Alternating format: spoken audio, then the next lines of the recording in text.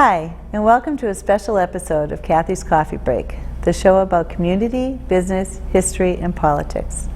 I'm Cathy Richardson, and thank you for watching. Today's show is all about voting no and no on the proposed Proposition 2.5 overrides in Dracut.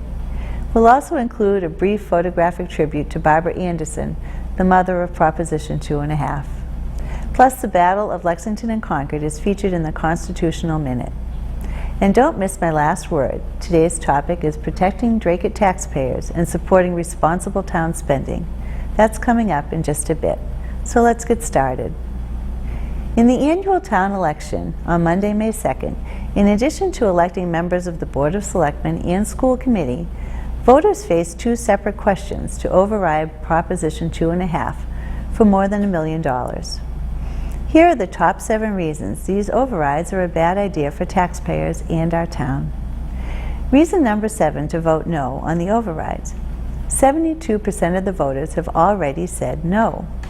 The only thing that's changed since the town overwhelmingly defeated the last proposed override 2 years ago is the will of some politicians who have now flip-flopped.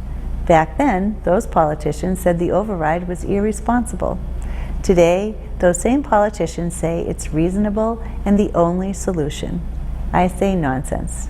We have several tools in our toolbox, such as debt reclassification, pension reform, and caps on benefits that can infuse money into the budget without an override. Reason number 6 to vote no on the overrides. This tax increase will be permanent. Unlike a debt exclusion, an override never goes away. This additional tax increase will stay on our property tax bills forever and ever.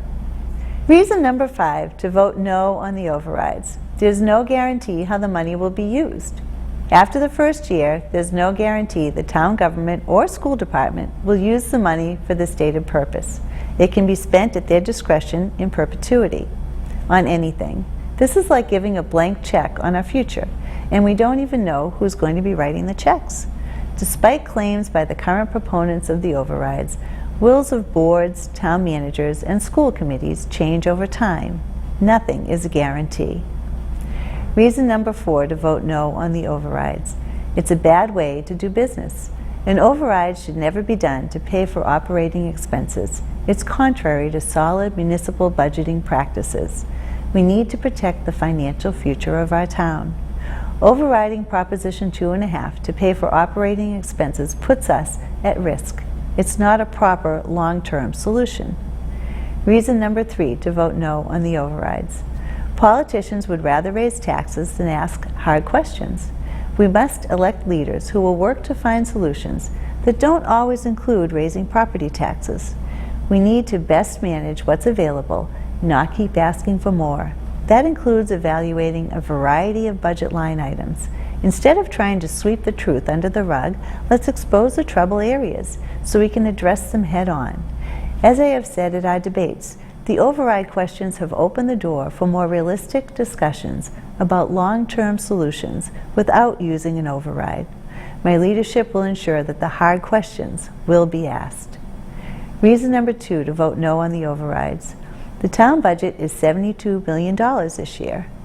Like every family in town, during these tough economic times, the town government must live within the budget passed by town meeting and make do with what's available. Reason number 1 to vote no on the overrides. There are other options.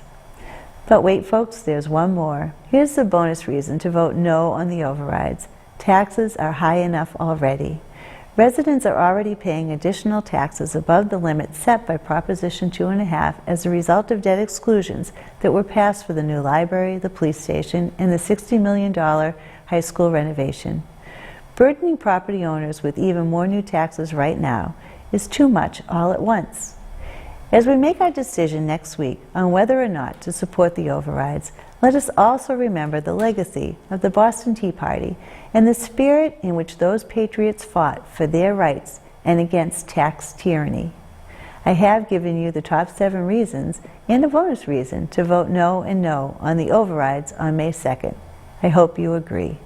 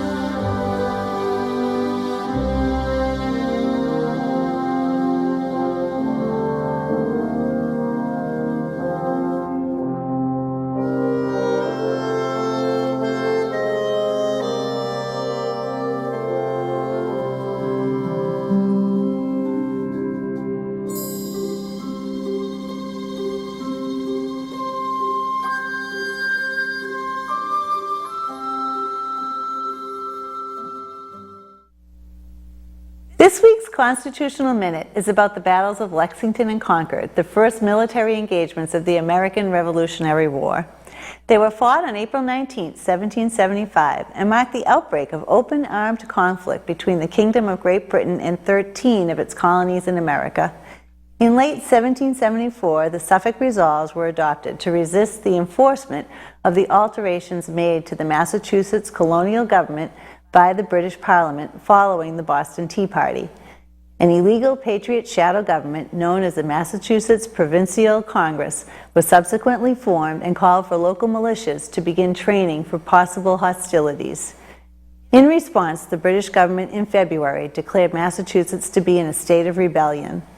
About 700 British Army regulars in Boston were given secret orders to capture and destroy rebel military supplies that were reportedly stored by the Massachusetts militia at Concord. Through effective intelligence gathering, Patriot colonials had received word weeks before the expedition that their supplies might be at risk and had moved most of them to other locations. They also received details about British plans on the night before the battle and were able to rapidly notify the area militias of the British expedition. The first shots were fired just as the sun was rising at Lexington. The militia were outnumbered and fell back, and the regulars proceeded on to Concord, where they searched for the supplies. At the North Bridge in Concord, approximately 500 militiamen engaged 3 companies of the King's troops at about an hour before noon, resulting in casualties on both sides. The outnumbered regulars fell back from the bridge and rejoined the main body of British forces in Concord. Having completed their search for military supplies, the British forces began their return march to Boston. The combined force of about 1,700 men marched back to Boston under heavy fire in a tactical withdrawal and eventually reached the safety of Charlestown. The accumulated militias blockaded the narrow land accesses to Charlestown and Boston, starting the siege of Boston. And that's the Constitutional Minute. And now it's time for the last word. Today's topic is protecting Dracut taxpayers and supporting responsible town spending. As your selectman, I've worked hard every day for our taxpayers and our town. I've worked to hold the line on taxes by maintaining Proposition 2.5. I've worked to hire a new town manager whose focus is specifically on economic development. I've worked to protect citizens from the proposed Tennessee gas pipeline, and I am happy, as so many are, with the fact that Kinder Morgan has suspended their work on the pipeline. No matter what, I've always done my job and advocated for Dracut and all of our citizens. More than ever, we need experienced leadership to deal with tough issues we're facing in town. That's the reason I'm running for re-election to the Dracut Board of Selectmen. I'm the only candidate and sitting board member against the 2 Proposition 2.5 override questions. I'm fighting to protect working families, senior citizens, and all residents from higher property taxes and to protect the future of our town by maintaining solid municipal budgeting practices. As you can see, it's an ongoing battle, and I need your help. Please support responsible town spending and protect all taxpayers. Vote no and no on the overrides. Thank you for your continued support. You can count on mine. I respectfully ask for your vote as selectman on May 2nd. And thank you. That's all the time we have today. Thank you so much for watching Cathy's Coffee Break. I'm Cathy Richardson. See you next time, and until then, good night, Dracut, and God bless America.